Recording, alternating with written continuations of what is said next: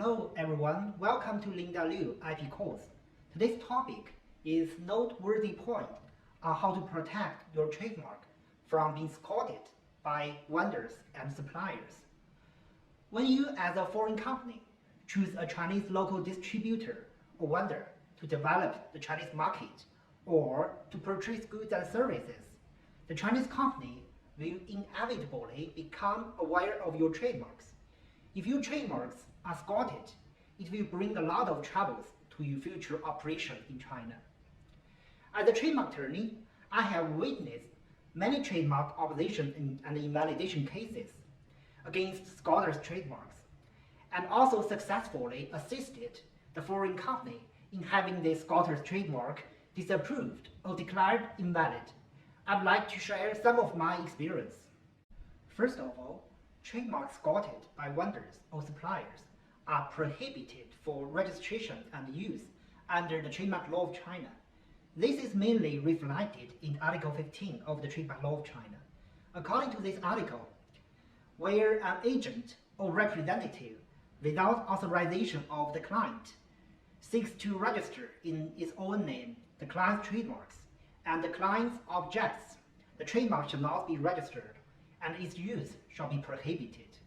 An application for registering a trademark for the same kind of goods or similar goods shall not be approved if the trademark under application is identical with or similar to an unregistered trademark already used by another party.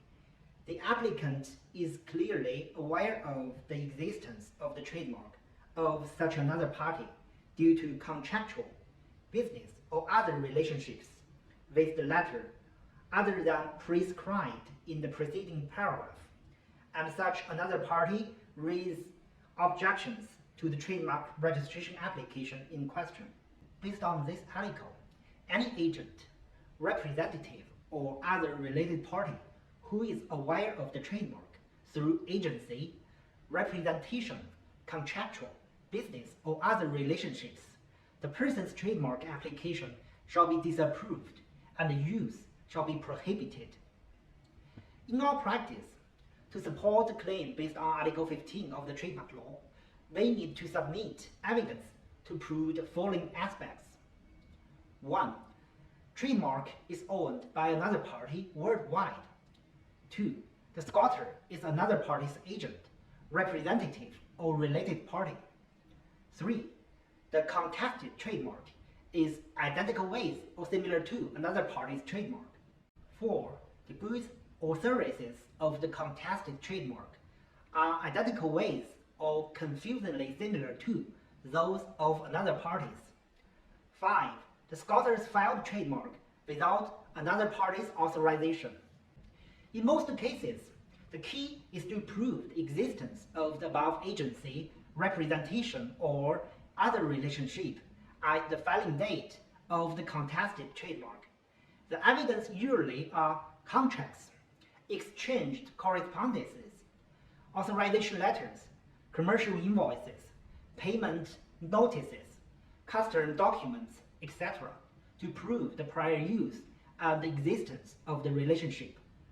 However, we note that some foreign companies are unable to provide this valid evidence, which ultimately led to the failure of such legal action.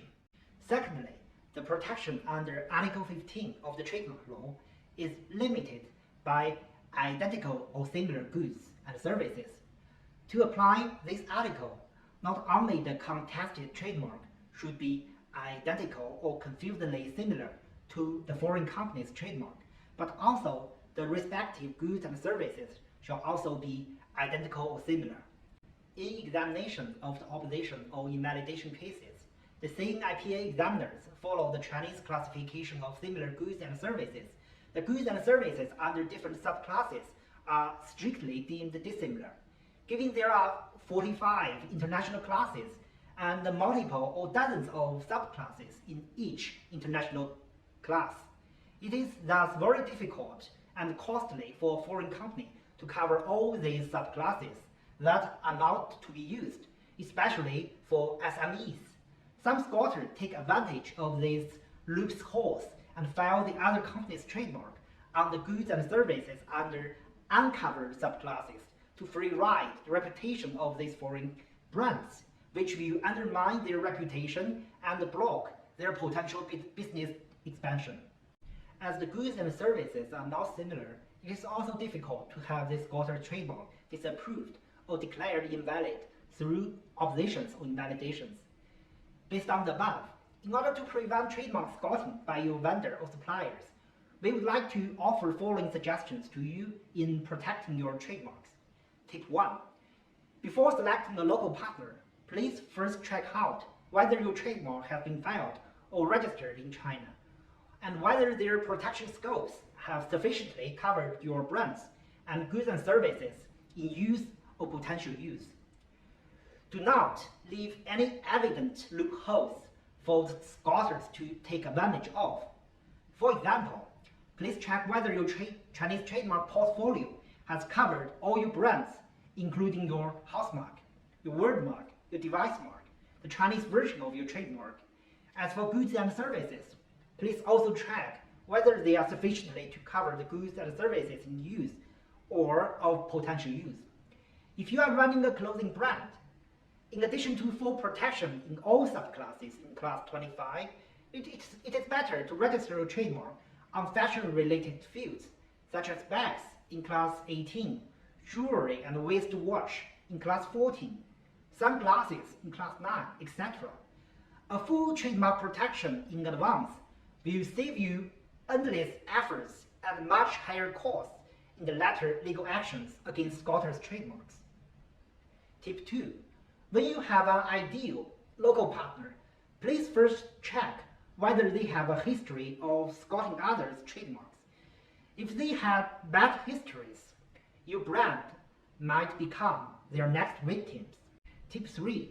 Use your trademarks in business consultation process and preserve the evidence. When consulting business cooperation with your Chinese partner, we suggest listing your trademarks in the related correspondences and contracts, adding the trademark symbol TM or registration symbol R. In the business contracts, please do have an agreement in IP rights in which the Chinese partner shall respect your IP rights and shall not in any way squat your trademarks and use your trademarks without your authorization. Please preserve the evidence just in case of future use in legal actions. For contracts based on the Chinese commercial practice, please have the Chinese partner attach a cross-page company seal and a company seal at the end of the contract, in addition to the signature by the legal representative. A briefly signed contract alone may have a problem in showing its authenticity in legal actions. Tip 4. Use your trademark in all business instruments as much as possible, which include contracts, invoices, protect packages, order letters, delivery notices, correspondences, promotions, advertisements, exhibitions, etc. Please preserve evidence in sets to make sure the contract, order letters, invoices, payment notices, delivery notices could match each other so that they can form a chain of evidence to show the cooperation did exist. The evidence will not only benefit the trademark opposition invalidation cases, but also help to defend your registration in future non-use cancellation cases. Tip 5. Trademark monitoring. A timely trademark monitoring services will help you find trademark squatting in the first place, so that you may take timely legal actions against the squatters' trademarks and prevent them from registering your brand. According to the trademark law, our opposition shall be filed in 3 months publication period. Otherwise, the trademark will be registered. To file invalidation against a registered trademark based on Article 15 of the trademark law, there is a 5-year time limit. If you did not find the squatter's trademark or take legal actions too late, you may lose your chance to file invalidation actions. In conclusion, the trademark protection is very important to secure your interest when you start your business in China. Before selecting a Chinese vendor or supplier, it is always advisable to be fully prepared in trademark protection. We hope our advices are helpful to you. Please feel free to contact us at trademark@lindapatent.com if you have any questions about this topic. Thank you for listening.